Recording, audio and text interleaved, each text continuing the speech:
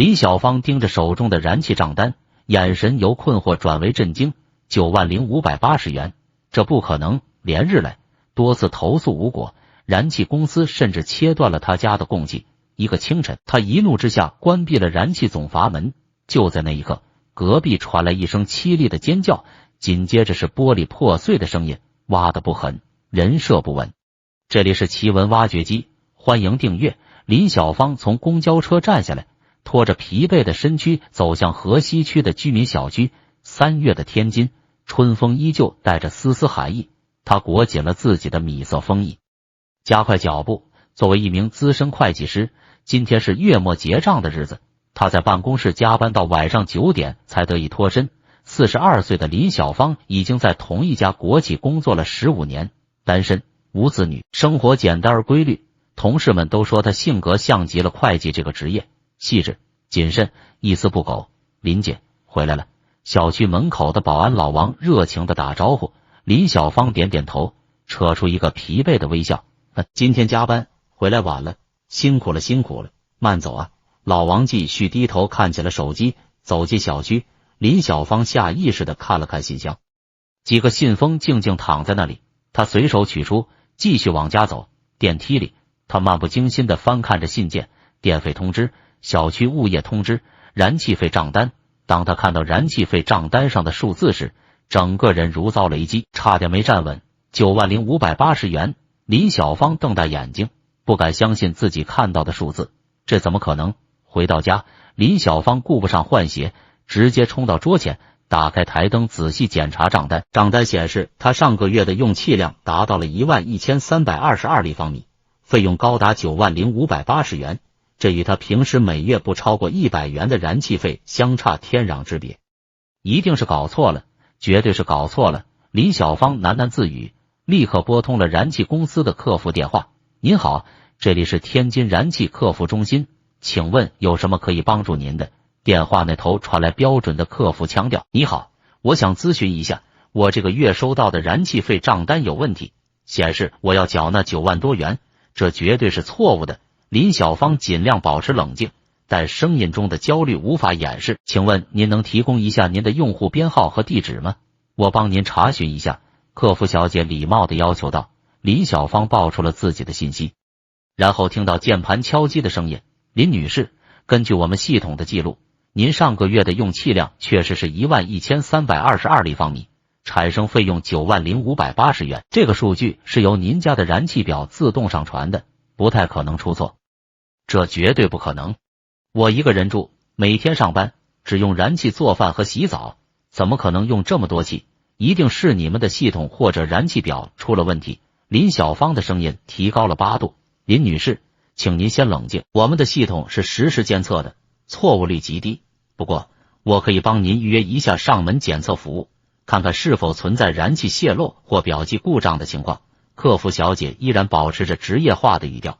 好，请尽快安排。林小芳几乎是咬着牙说出这句话。挂断电话后，林小芳站在厨房，盯着墙上的燃气表发呆。表盘上的数字安静地旋转着，每一次微小的变动都牵动着她的神经。她突然想起什么，连忙关闭了所有燃气开关，然后再次观察表盘，数字没有变动，至少现在没有泄漏。她自言自语道。接下来的一整晚，林小芳辗转反侧，无法入睡。9万元几乎是他2个月的工资，这笔突如其来的巨额费用让他感到前所未有的压力。第二天一早，林小芳请了半天假，在家等待燃气公司的检测人员。上午10点，门铃如约响起。您好，我是天津燃气公司的技术员，姓李，来检查您家的燃气设施。门外站着一位中年男子，身着制服，手持工具箱。林小芳仔细核对了他的工作证件后，将他引入家中。李师傅先检查了厨房的燃气灶和热水器，然后是管道连接处，最后是燃气表。林女士，您家的燃气设施使用正常，没有发现任何泄漏点。李师傅合上工具箱说道。燃气表也运行正常，没有故障迹象。那为什么我会收到9万多的账单？我根本没用那么多气啊！林小芳急切地问。李师傅摸了摸下巴，这确实很奇怪。按理说，正常家庭一个月用气量在几十到100立方米左右，您这个用量，啧啧，相当于普通家庭10年的用量了。他环顾四周，您家没有其他人居住吧？没有，就我一个人。林小芳摇头。您家的燃气管道有没有可能被别人接入？比如您家附近装修的邻居？李师傅继续问道。林小芳思索片刻，我记得2月份隔壁确实有人搬进来，不过应该不会吧？这是高层住宅，燃气管道都是预埋在墙里的，怎么可能随便接入？理论上确实很难。李师傅点点头，不过我还是建议您去营业厅申请一次全面检测，包括管道系统检查，同时关注一下您的燃气表，看看是否有异常变动。送走李师傅后，李小芳直接前往了附近的燃气公司营业厅。营业厅里人不多，他很快就轮到了自己。你好，我想咨询一下我家的燃气费问题。林小芳将账单和身份证递给柜台后的工作人员。工作人员查询了系统后，抬头看向林小芳。林女士，系统显示您上月用气量确实是11322立方米，这个数据是由智能表记自动上传的，应该没有错误，但这绝对不合理。我家根本不可能用这么多气。林小芳控制不住情绪，声音有些发抖。您家是否有人长时间开着燃气设备，或者最近有装修改造燃气设施的情况？工作人员例行公事地问道。都没有，我住单身公寓，每天工作，根本没时间在家，怎么可能用这么多气？林小芳的声音已经引来了其他顾客的注意。林女士，请您冷静一下。工作人员皱了皱眉，我们可以安排专业技术人员上门做一次全面检测，但在问题解决之前，根据规定，您需要先缴纳这笔费用。什么？先缴费？9万多啊！我凭什么要为没用过的气付钱？林小芳彻底失控了，声音提高了好几个分贝。营业厅经理闻声赶来，了解情况后对林小芳说：林女士，我理解您的心情，这样吧，我们会安排技术部门进行全面检测，查明原因，但根据规定，如果您拒绝缴费，我们将不得不暂停您家的燃气供应。那就停吧，反正我也付不起这么多钱。林小芳气愤地说，转身离开了营业厅。回家路上，林小芳的心情跌到了谷底，她在脑海中反复回想，是否有什么地方疏忽了，但怎么想都想不通为何会有如此巨额的燃气费。晚上下班回家，林小芳发现家里的燃气果然被停了。打开厨房的燃气灶，只有一股冷冰冰的空气，没有任何火苗。他叹了口气，拿出手机订了外卖，同时给妹妹林小云打了电话。什么9万多的燃气费？姐，你没搞错吧？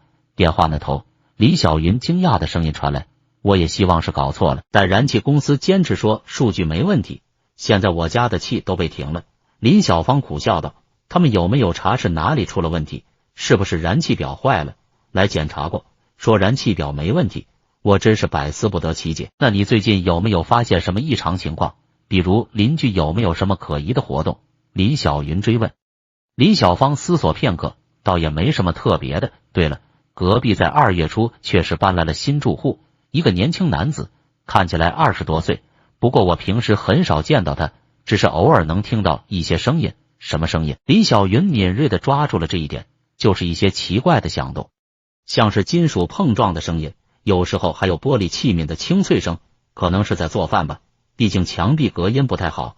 林小芳回忆道，姐，你有没有想过，会不会是有人偷接了你家的燃气管道？林小云突然说道，这个想法像闪电一样击中了林小芳。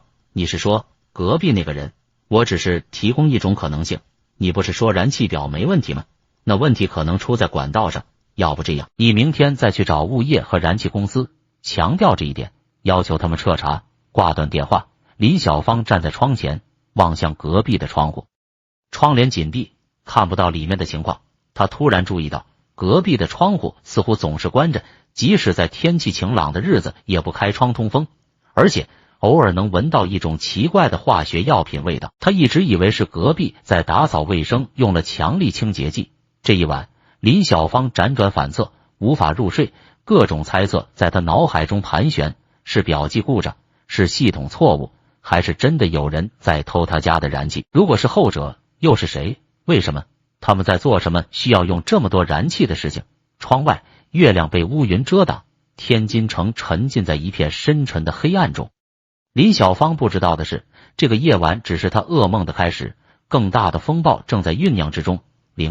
接下来的日子对林小芳来说异常艰难，没有燃气，意味着无法做饭，无法洗热水澡，生活质量直线下降。每天早晨，他不得不用电热水壶烧水洗漱，晚上回家只能点外卖或去附近的小餐馆解决温饱问题。这样的生活不仅不变，还大大增加了开销。星期六早上，林小芳站在厨房，望着安静的燃气灶，长叹一口气。这已经是燃气被停的第5天了，他依然没有找到问题的解决方案。昨天，他再次去燃气公司交涉，依旧无果而返，甚至营业厅的工作人员开始对他避而不见，一看到他进门就借口忙碌走开。不行，我得想其他办法，林小芳自言自语道。思前想后，他决定去找社区居委会帮忙。社区居委会位于小区中心的一栋2层小楼内，林小芳推开门，里面只有一位60多岁的老大妈在值班。同志，请问有什么事？老大妈抬头问道。林小芳把自己的遭遇详细讲述了一遍，包括自己的猜测，可能是隔壁住户偷接了他家的燃气管道。哎呀，这可不得了！老大妈面露惊讶。不过，你说的隔壁住户是4栋2单元1802室的吗？对，就是我隔壁那户。李小芳点头确认。老大妈犹豫了片刻，那户人家我知道，是个年轻小伙子，姓陈，去年底刚搬来的，说是在研究所工作，平时很少见他出门，属于那种不爱交流的类型。您知道他具体是做什么工作的吗？为什么会用那么多燃气？李小芳追问。这我就不清楚了。老大妈摇摇头。不过我可以帮你联系一下物业，让他们查查是否有人私自改动过燃气管道。那太好了，麻烦您了。李小芳感激地说。离开居委会，李小芳决定先回家等物业的回复。路过小区超市时，她看到一位经常见面的邻居王阿姨正在挑选蔬菜。王阿姨，早上好。林小芳礼貌地打招呼。王阿姨抬头一看是她，脸上立刻露出关切的表情。小林啊，听说你家燃气费突然涨到9万多，这事都传遍小区了。林小芳苦笑。是啊，现在都被停气了，生活很不方便。我听说这事了，太离谱了。王阿姨压低声音。你知道吗？隔壁那个年轻人很奇怪，我儿子跟他是同一个单位的，说那小伙子是研究所的实验员，平时不爱说话，生活习惯也怪。李小芳眼前一亮。王阿姨，您儿子知道他具体在研究所做什么工作吗？这个不太清楚，好像是化学方面的。王阿姨想了想。我儿子说，那小伙子经常在单位实验室加班到很晚，有时还会把一些不知名的化学试剂带回家，大家都觉得他挺怪的，都不太愿意和他交往。化学试剂，李小芳心头一震，立刻联想到自己有时闻到的那种奇怪气味。是啊，我儿子说研究所有规定，实验材料不能带出实验室，但那小伙子好像经常违反。王阿姨继续道。小林，你可要小心点，那小伙子住你隔壁，万一他在家里做什么危险实验，对你也有影响啊。李小芳谢过王阿姨，心事重重地回到家中。她坐在沙发上，脑海中不断回放刚才听到的信息。研究所、化学试剂、私自带回家，这一切似乎正在指向一个令人不安的方向。正思索间，门铃响了，是物业公司的2名工作人员。林女士，我们是接到居委会通知来检查您家燃气管道的。其中一人说道。林小芳将他们领进厨房，指着墙壁上的燃气管道。我怀疑可能是有人从这里接走了我家的燃气。2名工作人员在厨房里仔细检查了一番，其中一人敲敲墙壁，皱起眉头。这堵墙确实有些异常，声音显示里面可能被挖空了一部分。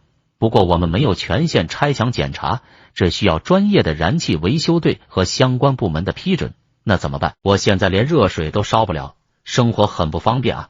林小芳急道。您可以向燃气公司申请紧急检修，同时报警求助。如果真的有人偷接燃气，这已经涉及到安全问题了。工作人员建议道。送走物业人员后，李小芳拨通了燃气公司的客服电话，要求安排紧急检修。客服答应会尽快处理，但具体时间无法确定。无奈之下，李小芳又拨打了110报警电话。喂，警察吗？我要报案，我怀疑有人偷接了我家的燃气管道，导致我收到了9万多元的燃气费账单。电话那头，接线员耐心地记录了他的情况。并表示会派人来调查。但由于这类案件需要专业技术支持，可能需要等待一段时间。挂断电话，林小芳感到一阵无力，看来短时间内她的问题仍无法得到解决。正在这时，她的手机响了，是一个陌生号码。您好，请问是林小芳女士吗？电话那头是一个年轻男性的声音。是的，我是。您是？我是天津燃气公司技术部的刘工程师。关于您家的异常用气情况，我们技术部门已经注意到了，经过初步数据分析，确实存在异常。我想约个时间带队上门做进一步检查。林小芳一下子来了精神。真的吗？太好了！您什么时候方便？明天上午10点可以吗？请您确保在家。刘工程师说道。没问题，我一定在家等您。林小芳激动地回答。挂断电话，林小芳松了一口气，总算看到了希望。不过她心中依然充满疑问，隔壁那个年轻人到底在做什么？为什么需要用那么多燃气？如果真的是他偷接了管道，目的是什么？带着这些疑问，林小芳度过了一个不安宁的夜晚，多次被隔壁传来的奇怪声响惊醒。她甚至怀疑自己是否该暂时搬出去住，以免发生什么危险。但考虑到第二天要等燃气公司的人来检查，她还是决定留下。第二天上午9点半，林小芳已经收拾妥当，等待刘工程师的到来。9点55分，门铃准时响起。开门一看，门外站着3个人，一位穿着燃气公司工作服的中年男子和2位身着便装的年轻人。林女士，您好，我是刘工程师。中年男子自我介绍道。这2位是公安局的同志，鉴于您的情况可能涉及到刑事案件，他们也一同前来调查。林小芳将3人请进屋内，刘工程师立即开始检查燃气表和管道。他使用了一些专业设备，对墙壁进行扫描和测量，表情越来越凝重。林女士，我们发现您的燃气管道确实存在异常。刘工程师指着墙壁上的一处说道，这里有被人为破坏的痕迹。我怀疑有人在墙内接入了额外的管道，将您家的燃气引至其他地方。2位警察交换了一个眼神，其中一位问道，你有怀疑的对象吗？林小芳点点头，我怀疑是隔壁1802室的住户，他去年底刚搬来，据说是某研究所的实验员，经常带一些化学试剂回家。我有时能闻到一些奇怪的气味，还能听到一些奇怪的声音。警察记录下这些信息，然后说道，我们需要对隔壁住户进行调查，但需要一些时间来办理相关手续。在此期间，请您保持警惕，不要轻易和隔壁住户接触，更不要透露我们来过的事。刘工程师补充道，关于您的燃气费问题，我会向公司汇报实际情况，暂时恢复您家的供气，并冻结那笔费用，等调查清楚再做处理。听到可以恢复供气，林小芳悬着的心总算放下了一些，但警察的警告也让他意识到这件事可能比他想象的更加复杂和危险。3人离开后，林小芳的燃气很快就恢复了。他试着点燃燃气灶，熟悉的蓝色火焰重新出现，这让他感到一丝安慰。但想到隔壁那个神秘的住户和他可能在进行的危险活动，他又不禁感到一阵不安。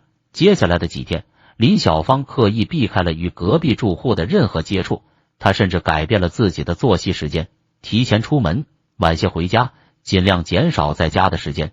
同时，他也更加警觉地观察着隔壁的动静，记录下任何异常情况。星期3晚上，林小芳刚洗完澡，准备休息时，手机突然响了，是警察打来的。林女士，我们需要您的配合。电话那头，警察的声音严肃而紧张。根据我们的调查，您隔壁的住户确实存在问题，我们怀疑他正在利用大量燃气进行某种非法实验。现在需要您帮一个忙。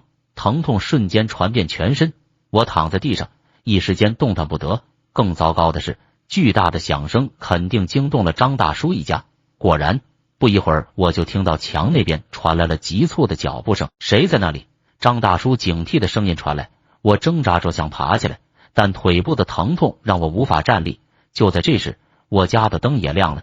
父亲披着衣服急匆匆地走出来。明，怎么回事？看到我狼狈地躺在地上，父亲立刻明白了什么，脸上露出又气又急的表情。你这孩子，大半夜的不睡觉，在这干什么呢？我张了张嘴，一时不知该如何解释。